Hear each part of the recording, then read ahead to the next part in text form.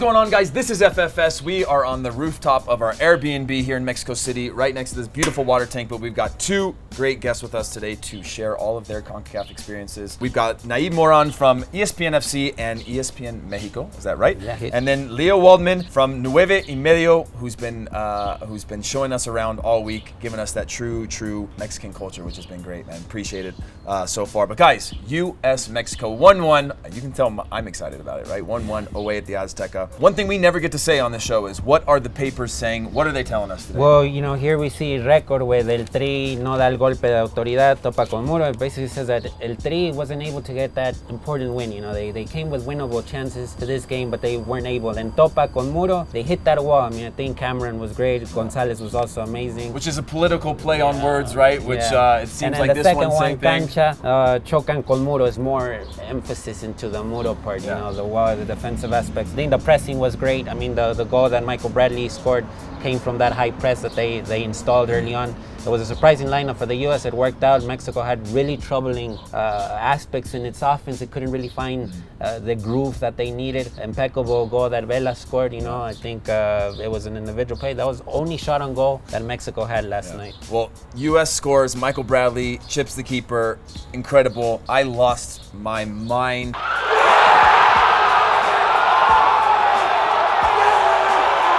U.S. was up 1-0 in Azteca, like you can't even imagine that, right? To start a game. Leo, you were in another section. What happened when Mexico scored that equalizer? I mean, what was going on?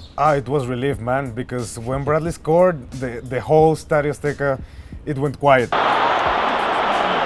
And after, it took a while to get back into the game. And after a fortunate Bobby Wood play, we had a counter-attack, and then Vela was there. We saw the clear chance, and the moment we saw him cut into the middle, everyone was standing. And we were like, this is the moment he has to hit the ball. And when he hits the ball,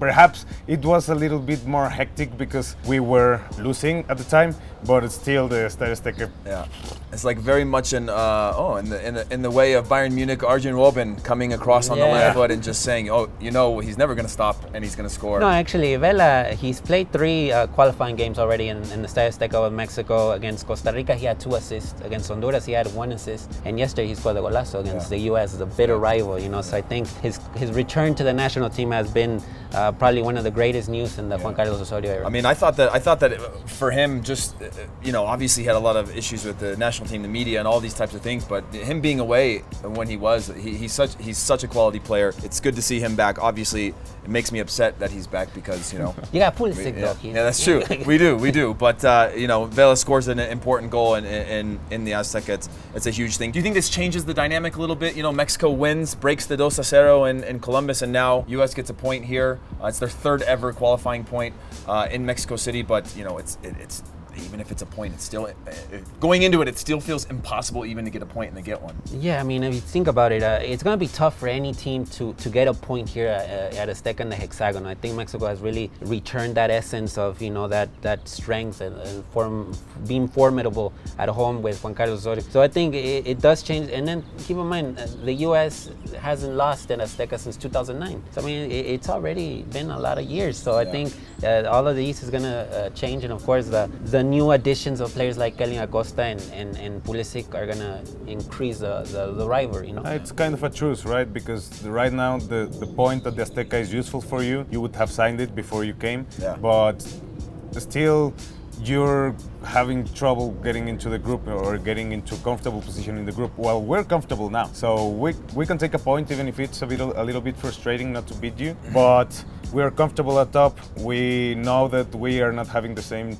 problems we had last time, and we're going into Confederations Cup and into the Gold Cup in a good position. Yeah, and speaking of kind of points in the standing and the comfort levels, Panama plays Honduras still. If Panama wins that, they'll jump the U.S. The U.S. will drop down to 4th. And Costa Rica playing against Trinidad and Tobago at home, likely Costa Rica win will keep them in the 2nd place. I mean, it means a lot for us because of positioning. Did you guys care at all? Yeah, I mean, I think this is important for Panama. I mean, I want to see Panama make the World Cup. You know, it was a huge blow for them in the last qualifier, the way that they got eliminated. And I think now... De nada. De nada. Gracias. And I think here, you know, they got a great chance. Honduras is not that powerful. I mean, we saw them here a couple of days ago against Mexico, and they're really young. They don't have those Carlos Pavon, Costly. So I think this is a great opportunity for Panama to get a win, and of course they'll move up. But I think they'll kind of secure them a place in the World Cup. You know? I don't think we care as much now, because we can let them fight for the rest of the places now. We are in a good position. You're saying this very nicely, and I know in your mind you're saying, like, who cares what's happening around us? Like, come on, because last time we were in such deep trouble, and we were the ones fighting, and it looked like we weren't making it. So now that we're going into Confederations Cup and Gold Cup in a comfortable position, it's like, let them play. No, right. Look, it was now Mexico has 14 out of 18 points.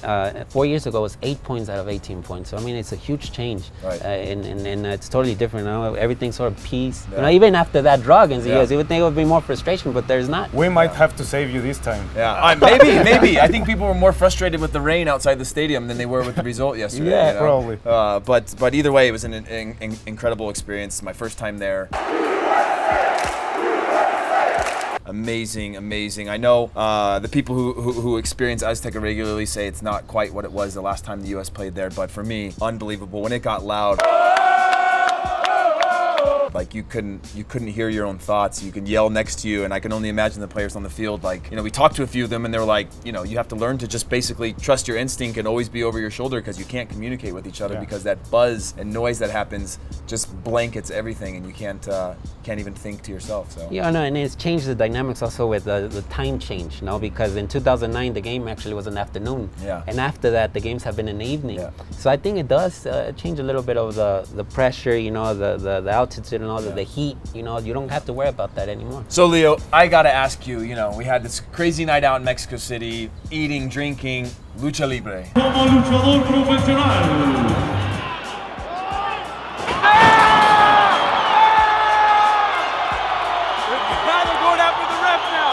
You know, we went and it was crazy for me. Was it as crazy as at the Azteca as it was at Lucha Libre? I mean, what's your take on it? It was more frustrating, right? Because at the Lucha Libre we were all yelling. And we were all screaming, and it was more intense, and we could yell at whoever we wanted, right? At the Azteca, it was like, I want my team to win, right? All I know is I remember a few times when we were filming in there, you just hear the "Siéntese, pinche gringo!" Yes, because you guys look a lot like gringos. Not me. We just have a redheaded guy that's with us. That's, you know, like he's the giveaway. I think if we grow our beards, we could like blend in and say maybe, you know, you're from like Spanish, something like that, you know. But some things you just can't change, you know. We've got, but it was amazing time, both Lucha Libre and obviously Azteca, man.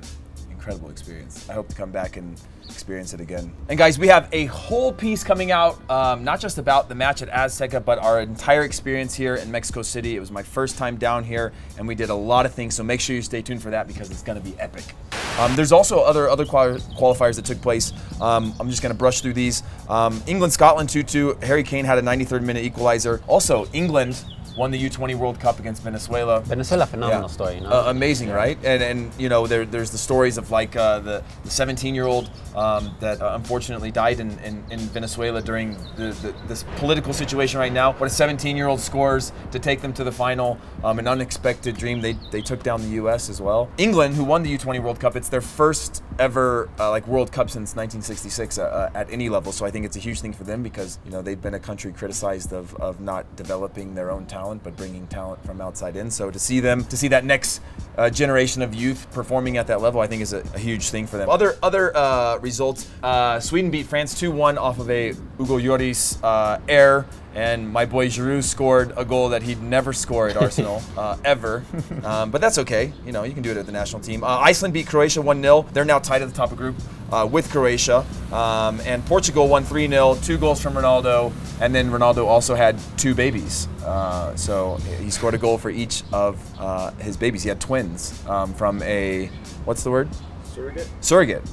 An unknown secret surrogate. He had twins. and scored a goal for each of them. So did you get a chance to see any of those goals? I mean, I think with Portugal, it will be interesting to see how it works out. And Mexico will have to face them next week. So, you know, we'll see how What are your thoughts on that? I think that Mexico is always going to perform better against circumstances. If we're performing against Portugal, that are now the Euro champions, then we're gonna show them like the real Mexico, right? Mexico performs better when we're not favorites. So Portugal has to watch out because they're also in a position that they don't like. They won the Euros by being the black horse, right? Nobody really expected them to be in the final, let alone win it. So in this case, in this scenario, Mexico, I think, has the advantage in the Confederations Cup.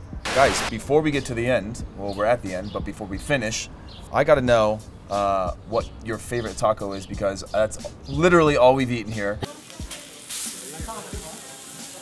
I have a favorite now, but I have to know from you guys, the locals, favorite taco. It has to be the Al Pastor. I mean, I'm from Houston, Texas, and when I got here, I had one idea of what Al Pastor was, but when I got here, it just totally changed my life. You know, it's a different story here. I'm gonna go suadero.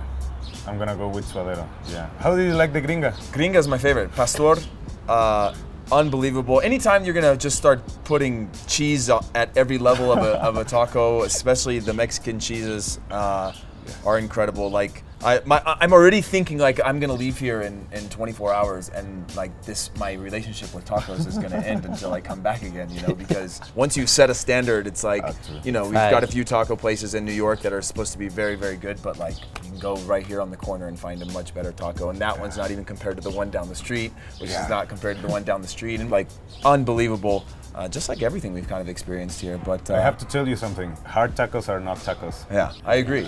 Taco Bell made those famous, and that's not a taco place. Unless you're drunk, then it's the perfect taco place. But either way, guys, thanks a lot. I appreciate you guys. Yeah, guys, get down in the comments and let us know what you think of the current qualifying campaigns in Europe, in CONCACAF, CONMEBOL, all those things. Let us know your thoughts. Get in on the conversation. Make sure you hit us up for Walk Talk Football this week. And until next time, comment, like, and subscribe, and we'll see you guys later.